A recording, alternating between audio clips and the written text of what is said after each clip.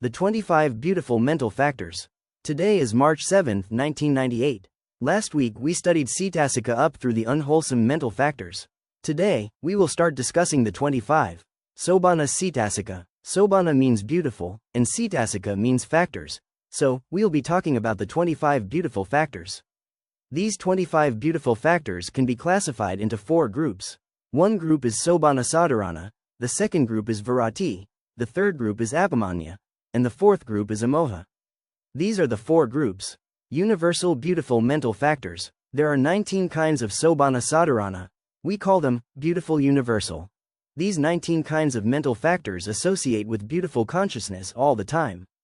How many types of beautiful consciousness do we have? Excluding unwholesome consciousness and rootless consciousness, of course, we have 24 types of beautiful sense sphere consciousness, 15 types of form sphere consciousness, 12 types of formless sphere consciousness, and 8 types of lokutra, supramundane, consciousness. Altogether, that is 59 types of beautiful consciousness. Why do we call it beautiful consciousness? Because all 59 types associate with good roots. What's a good root? Alobha, non-attachment, adosa, non-ill will, or non-aversion, and amoha, non-delusion, or wisdom. So because they associate with these 3 good roots, we call it Sobhana Sata, or beautiful consciousness. These 19 kinds of beautiful mental factors are common to all types of beautiful consciousness. Whenever beautiful consciousness arises, these 19 kinds of beautiful mental factors will always associate with it. So, this first group is called Sobhana Sadharana. Sobhana, as I said, means beautiful, and Sadharana means common. These kinds of mental factors are common to all Sobhana Sata, or beautiful consciousness. 1. Saddha, confidence, faith or conviction. The chief characteristic of saddha is that it purifies its mental associates. Saddha doesn't arise by itself. Other mental factors associate with it. As they do, saddha makes them pure. I don't know if you believe it or not, but the books compare saddha to the gem of the universal monarch. In the old days, there was just one king for the whole world. This king had a special gem. When the king threw the gem in the water, it caused the mud and the weeds to subside, thereby making the water pure and clear. Saddha is the same. It purifies the mind of its stains. Our mind is sometimes stained with jealousy. Other times, it is stained by stinginess or some other kind of unwholesome mental state. But if saddha arises, the mind becomes pure. By saddha, we are talking about well-established confidence in the Buddha, his doctrine, and in his disciples. We are also talking about well-established confidence in the law of cause and effect.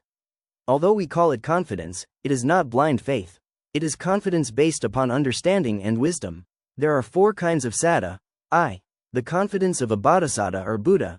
It is very firm, much more so than the confidence we may have. From the time he aspired to become a Buddha until he actually became the Buddha, his confidence never wavered. Although he was even reborn as animals during the course of time, his saddha never changed. We call this the firm conviction of a Buddha to be, or in Pali, Agama Saddha. Adhigama Saddha. Someone who practices meditation and gains enlightenment has very firm confidence from the time he becomes a saint, a holy person, or Arya, until he attains arahantship. That confidence will not change. Akapana Saddha. Akapana refers to unshakable conviction in the triple gem. For the duration of this life, it will not change. This confidence will be very firm with regard to the attributes of the Buddha, the Dhamma, and the Sangha for the rest of the person's life. If anyone tries to change that person's belief, it won't work. In the next life, however, it's not so sure. By way of comparison, the first 2 kinds of saddha continue into future lives, but the third kind may not. Pasada Saddha. This refers to clearness of conviction in the triple gem. It is not firm. It can change at any time. If we only have clearness of conviction, we should try to improve it and make it unshakable. Once it is unshakable, we should continue our efforts to attain enlightenment and realize Adhigama Saddha. Then, even if we must be reborn a few more times, our saddha will not change. Saddha can be compared to a seed of a tree. Without a seed, we cannot have a tree, branches, flowers or fruit. They depend on a seed. In the same way, we practice generosity and morality, we pray, we do chanting, and we sit in meditation. Why? Because of saddha. If we have no saddha, then we will not practice generosity, we will not cultivate morality, and we will not practice meditation. Saddha is the seed of merit. Saddha can also be compared to a hand. A person without a hand can go somewhere and see a gem, a ruby, gold, or perhaps a diamond. But they can't pick it up. Why can't they pick up these precious things? Because they have no hand. In the same way, someone without saddha, that is, someone who doesn't believe in the law of cause and effect, or the teachings of nature, won't be able to do anything that is truly beneficial. If we fail to pay respect to someone who is deserving of honor, it is because we lack saddha. If we have access to abundant material resources and/or personal strength but fail to use these tools to help others, it is because we lack saddha. If we have the opportunity to take the 8 precepts but do not, it is because we lack saddha. If we have healthy eyes and a mouth but choose not to read about the Dhamma or chant reflections on the Dhamma, it is because we lack saddha. If we don't take the time to practice meditation, it is because we lack saddha. And when we won't do anything, we won't gain anything. In this case, we won't gain any merit. In the time of the Buddha, one of the gods from heaven came to him to ask 4 questions. One of the questions was, what is the best quality to have in our heart and mind? The Buddha's answer, saddha, confidence is the best quality to have in our hearts and minds, because if we don't have it, then day by day we just sleep, entertain ourselves and waste our time. But if we have confidence, we'll think about our use of time. We'll choose to practice chanting, sit in meditation, and do other good things. We do these good things because of our saddha. A family may have 2 daughters. One daughter may have firm saddha, while the other daughter may not have any saddha. The daughter with confidence gets up early each day and goes to the front of the family altar. She offers flowers, water, fruit, food, and pays respect to the Buddha, the Dhamma, and the Sangha. She sits in meditation, she prays, she takes the precepts, and takes time to keep the altar clean. She also makes an effort to help her parents, her sister, and the family pets. Why does she do these good things? Because she has saddha. The sister without saddha doesn't do any of this. And as she doesn't want to do anything that is truly good, she doesn't get anything as a result. So, saddha is very important. I became a monk because of my saddha, I believe. Who forced you to come to the temple today? It was your saddha. No one forced you, right? You came because of your belief. Because you believed in the doctrine of the Buddha, you came here to learn about this Dhamma. And as we study the Dhamma, we will know how to use this guide to life in the right way. So, you've come here to study this Dhamma because of your saddha. We gain merit all the time because of our saddha. If you sit in meditation or chant for 5 minutes, you gain merit for those 5 minutes. This is very important, but if you don't have saddha, you might instead spend that 5 minutes watching TV, drinking alcohol, sleeping, or perhaps thinking about this or that. It's very important that we overcome the cycle of rebirth and all of the suffering it involves. Our effort to do this is based on saddha. The Bodhisattva, that is, our Buddha to be, had very firm saddha from the time he aspired to be a Buddha until the time he actually became one. As his saddha was very firm, he had opportunities to develop his virtue perfections. Later on, we'll talk about the 30 kinds of virtue perfections that our Buddha to be developed until he gained enlightenment. We, too, can try to develop our own virtue perfections every day. We can develop our generosity, our morality, our effort, our mindfulness, our loving kindness, our wisdom. And we do this because of saddha. When we go to bed at night, we can think about our actions that day. We might reflect, today I helped someone. I didn't break my precepts, I did chanting, and I sat in meditation too. Reflect in this way every day and you'll feel very happy and have a happy life. Life is not just about enjoying oneself. That's not a happy life. A happy life is actually when we think about our behaviors, appreciate and respect ourselves. We have to try to develop and improve our morality, concentration and wisdom every day. If you went the whole day without doing anything good, the day was meaningless. If that's the case, at bedtime you can choose to reflect, tomorrow, I won't let that happen. I'll try twice as hard. Reflecting in this way depends upon saddha. If we have saddha, we'll believe in the value of doing meritorious things. We'll believe in doing good things with our thoughts, our words, and our actions. As we do, we gain merit. This is saddha. 2. Sati. Mindfulness. Mindfulness is also very important. It is associated with beautiful consciousness, not unwholesome consciousness. Its characteristic is not floating away, in other words, just being aware all the time. The Satipatthana Sutta describes in detail how we can practice mindfulness meditation. When we highly develop our mindfulness, it becomes possible to remember our past lives. Highly developed mindfulness also becomes one of the factors of the Noble Eightfold Path as Sammasati, or right mindfulness. We develop mindfulness until we gain nibbana. We depend on mindfulness. That's why we practice meditation. It is important to be aware of every posture, and of our physical and mental activities. Sometimes we reflect on the attributes of the Buddha, the Dhamma, and the Sangha, and sometimes on our body as well. This is all sati. In order to gain enlightenment, it's very important that we develop sati. There are 5 controlling faculties: I, saddha, faith; E, viriya, energy or effort; E, sati, mindfulness; IV, samadhi, concentration; V, panya, wisdom. We call these the 5 controlling faculties. We'll talk about all of this in more detail later. 3. Hiri, moral shame. Hiri has its source within autonomy. It is an autonomy established on shame. Why do we feel shame? We think about ourselves as autonomous beings who make good or bad choices. A person with hiri reflects on the worth of one's birth. He may reflect, I'm from a good family, so I shouldn't behave badly. I had a good upbringing. My elders wouldn't behave badly, so neither should I. So, we reflect on our birth status. A person with hiri also reflects on his teacher. My great teacher is the Buddha. He was a holy and noble person. I am his disciple, his student. I'm not supposed to behave badly. If I do, it's not good because my teacher didn't teach me to behave like that. So, first you're concerned about your family and then you're concerned about your teacher. A person with hiri is concerned about his estate or property. I'm a rich person who has everything I need. Why would I consider stealing or behaving badly? A person with hiri is concerned about his fellow students in the study and practice of the Dhamma. All my friends are good people. I'm not supposed to behave badly. My friends wouldn't do this, so neither should I. A person with hiri is concerned about his age. I'm no longer a teenager, and I know better. I shouldn't think, speak or act in evil ways. A person with hiri is also concerned about his education. Uneducated people might think or speak or act badly, but you reflect, I'm a learned person, so I'm not supposed to behave like this. So, thinking about yourself, your family, your teacher, your property, your good friends, your age, and your education in this way. This is hiri. 4. Ottappa, moral fear. This is fear of wrong. It is fear at self-reproach, the blame of others, punishment, or retribution in future lives. How does a person with hiri think? He has a sense of shame at wrongdoing. He reflects, if I do or say this bad thing, I will feel unhappy about it. He blames himself, and a person with ottappa reflects, I don't want to blame myself later on. But I also don't want others to blame me.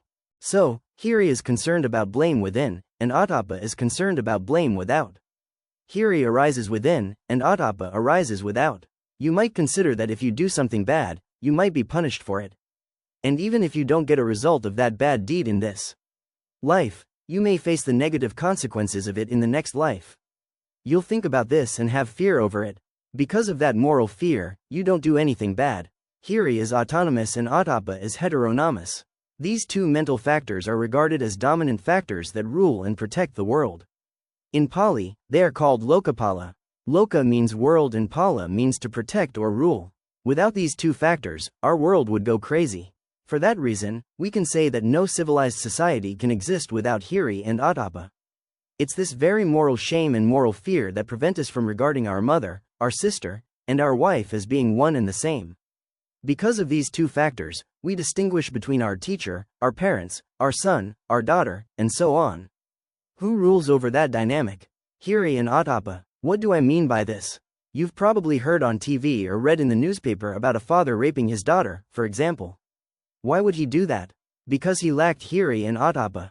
If he had hiri and ottappa, it wouldn't have happened. These 2 mental factors protect the world. If someone says that it's the Dhamma that protects the world, it's actually hiri and ottappa. 5. Alobha, non-greed. We're already familiar with this word, right? It's non-attachment. Lobha is attachment, and a means non. So alobha is non-attachment or non-greed. The characteristic of alobha is non-adhesion to an object. Adhesion is attachment, right? Alobha is like a drop of water that runs off a lotus leaf without adhering to it. Put water on a lotus leaf and it can't adhere to it, right? The water just goes away. In the same way, alobha doesn't attach to any object. Alobha is the cause of generosity. When we practice charity, it's because we're not attached to what we're giving. If you're attached to your money or your property, you won't practice generosity or charity. That's why alobha is the cause of generosity. Later on, we'll be discussing alobha, adosa and amoha in more detail. They are very important for us. We've already heard about them many times. 6. Adosa, non-hatred. This is goodwill, or a benevolent attitude. Metta is adosa. You've heard about metta, right? They are the same. Adosa is the cause of morality. Think about the 5 precepts. When we have adosa, metta, goodwill, or a benevolent attitude, we don't kill or steal. Why? Because we are concerned about others and don't want to harm them. We don't want to kill or steal. We don't want to get involved with their family in a hurtful way. We don't want to lie. This is because of our metta, or adosa. That's why adosa is the cause of morality. In brief, I'll mention now that moha is delusion. Amoha is wisdom. It is the cause of meditation. Because you have wisdom, non-delusion, you practice meditation. 7. Tatramajatata, equanimity. This is neutrality of mind. Mostly, we render it as equanimity. In this context, equanimity is not a feeling. Instead, it is one of the 4 illimitables. The others are metta, karuna and mudita. Again, it is not a feeling. Its characteristic is having an impartial view of an object, no attachment, and no aversion. 8. Kayapasati, tranquility of mental body. Kaya here doesn't mean material form. It means mental factors, or the mental body. Passaddhi refers to tranquility, calmness, quietude or serenity. So, kayapasati means tranquility of mental body. It is not physical, rather, it is mental. Its characteristic is the suppression of the feverishness of passion. There's no passion, and that's why you're tranquil. 9. Chittapasati, tranquility of consciousness. When you sit in meditation, kayapasati and chittapasati tend to arise. The latter, chittapasati, is similar in nature to the former, but they are in fact different. Kayapasati is tranquility of mental factors, cetasika, and chittapasati is tranquility of mind or consciousness, citta. And, as you know, citta and cetasika arise together. 10. Kayalahuta, lightness of mental body. This is lightness of mental states. It is like the laying down of a heavy burden. 11. Chittalahuta, lightness of consciousness. As in the preceding pair of mental factors, the difference between chittalahuta and kayalahuta is that the former is mind and the latter is mental factors. When you practice meditation, you lay down a heavy burden and feel very light. What makes your mind feel heavy? Sloth and torpor. When you have sloth and torpor, you feel drowsy and sleepy. This sleepiness is heaviness of mind and mental factors. When you can't control your mind, it feels very heavy. But if chittalahuta and kayalahuta arise, it is like laying down a heavy burden. You actually feel this. 12. Kayamuduta, malleability of mental body. 13. Chittamuduta, malleability of consciousness. We're once again talking about consciousness and mental factors, so we'll talk about these 2 factors together. Mudita refers to the malleability or pliability of mental body and consciousness. Its characteristic is the suppression of stiffness and resistance. We can compare mudita to skin that is well moisturized due to the application of oil or water to the body. Sometimes your mind feels stiff when you sit in meditation, but when mudita arises, there's no stiffness. What we're talking about here is subtle. By stiffness, I mean the pliancy of mental states. Let's use a physical example to give you a sense of this. When you sit in meditation, your body feels light. Sometimes you don't even feel the floor under you. This is lahata, or lightness. Here, pliability and malleability of mental states arise. In your mind, you feel very light and very soft. We can sometimes, but not always, feel this in our meditation. Whenever wholesome beautiful consciousness arises, these factors are always associated with it, but that doesn't mean that they will always be vivid and clear. Sometimes, though, they are very clear. We might have piti and passaddhi arise together. The rapture causes gooseflesh and your body feels light. Lightness is lahata, and mudita means that there is no stiffness at that time. 14. Kayakamanyata, wieldiness of mental body. 15. Chittakamanyata, wieldiness of consciousness. These 2 mean adaptability of mental body and consciousness. The characteristic of these 2 factors is workableness of consciousness and its factors. This is comparable to pure gold. Pure gold can be used for beneficial work.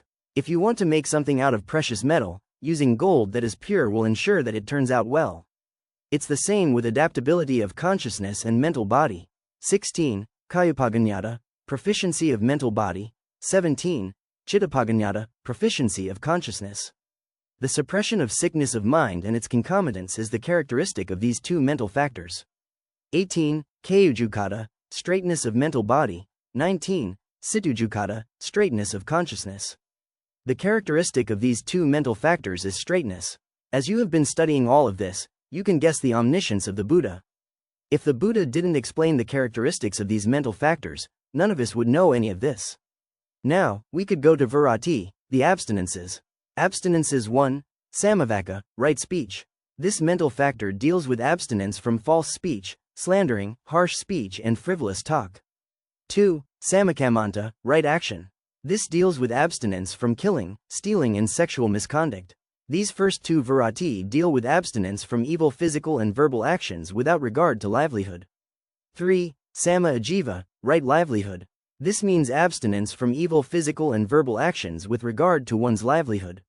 It also refers to abstinence from selling poison, intoxicants, weapons, slaves, or prostitution, and animals for slaughter. Real Buddhists are not supposed to sell these 5 kinds of things. In terms of the Noble Eightfold Path, these 3 Virati constitute sila, good conduct, or morality.